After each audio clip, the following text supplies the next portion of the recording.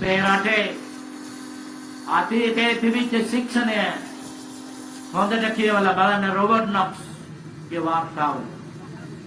ඒ කාලේ මුලින්ම ලංකාවට දුම්රිය ගෙනාපු වෙලාවේ මේ දුම්රිය දැක බලා ගන්න පාර දෙපැත්තේ රේල් පාර දෙපැත්තේ ජනතාව කොරකකා හිටියා. මේ දුම්රිය එනකොට මේ දුම්රියේ එන්ජිමේ යම් කිසි අවයවයක් වැඩ කරන විදිහ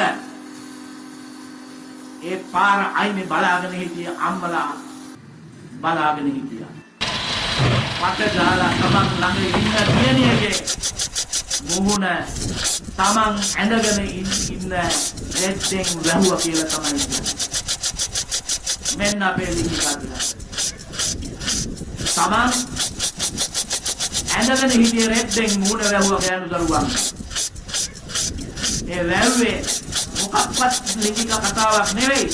නමුත් ඒක අප්‍රසන්න දෙයක්. වැඩි හිටියෝ දන්නවා එන්ජින් එකේ හැටි. මේමයි අපේ රටේ ලිංගිකත්වය. ලිංගික අධ්‍යාපනය අපේ රටේ ජනතාවට අවශ්‍යද? මොන කෙහෙල් මලක්ද මේ ලිංගික අධ්‍යාපනයක් කියන්නේ? අවශ්‍යද ලිංගික අධ්‍යාපනයක් අපිට? ලිංගික අධ්‍යාපනයක් අපිට අවශ්‍ය නැහැ.